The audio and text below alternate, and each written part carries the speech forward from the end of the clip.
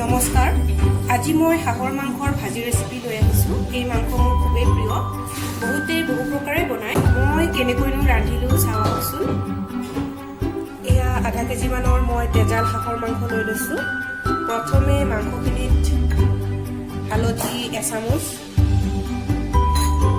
নিমখ এচামুচ, মিঠাতেল,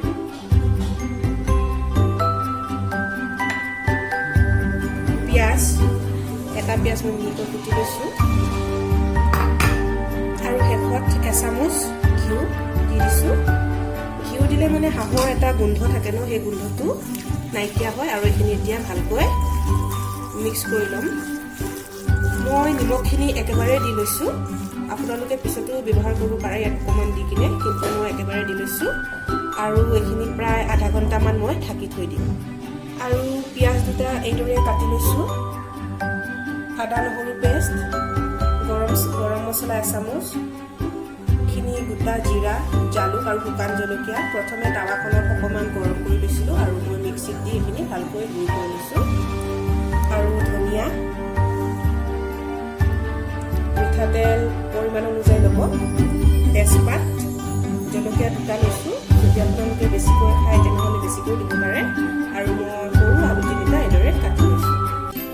এয়া আধা ঘণ্টাৰ পিছত মই গেছৰ ফ্লেমটো অন কৰি কেৰাহীখন পাতি দিছোঁ।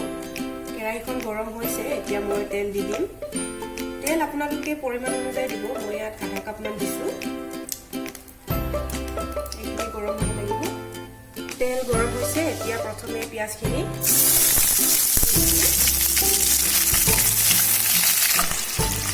অকণমান ৰঙচুৱা হ'লেকে মই ভাজি থাকিম।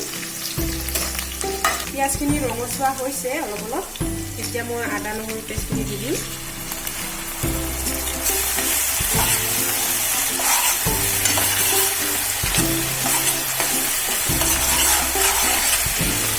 আদা নহৰু কেঁচা গোন্ধ যোৱালৈকে মই ভাজি লৈছোঁ। এতিয়া মাংসখিনি দি দিম।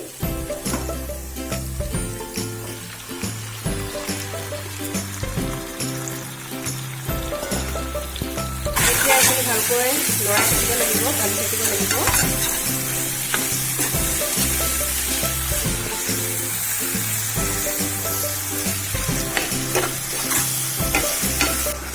এইদৰে 15 মিনিটমান মই ভালকৈ ভাজি আছোঁ। এতিয়া মাংসখিনিৰ পৰা তেল ওলাইছে।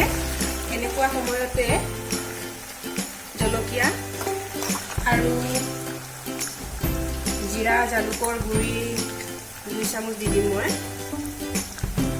আৰু এইখিনি ভালকৈ লৰাই দিম। মছলাখিনি ভালকৈ মিক্স হৈ গৈছে, এতিয়া মই আলুখিনি দি দিম।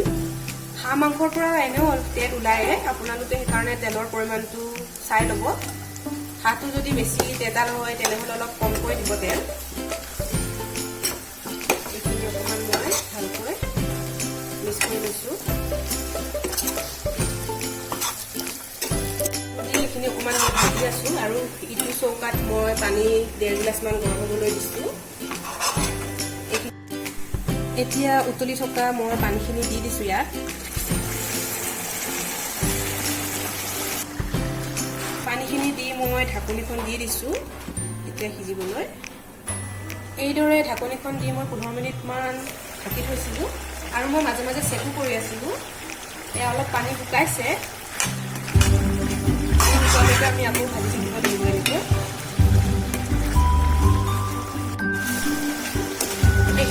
এইখিনি কিন্তু মই মিডিয়াম ফ্লেমতে ভাজি আছোঁ, মিডিয়াম ফ্লেমত ভাজিব লাগিব। আৰু আপোনালোকে দেখিছে নহয়, মই হালধি আৰু নিমখ এতিয়া আৰু দিয়া নাই, কাৰণ মই যেতিয়া মেৰিনেট কৰিছিলোঁ তেতিয়াই গোটেইখিনি দি লৈছিলোঁ। আপোনালোকে যদি মেৰিনেট কৰোঁতে অলপ দিয়ে তেনেহ'লে নিমখটো চাই ল'ব।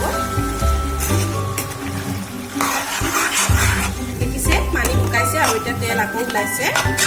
এইদৰে ভালকৈ আমি লৰাই থাকিব লাগিব, তলৰ পৰা লাগি যোৱাৰ চান্স থাকে শেষৰ ফালে। এতিয়া মই গৰম মছলাখিনি দি দিছোঁ, আৰু ধনিয়াখিনিও দি দিম,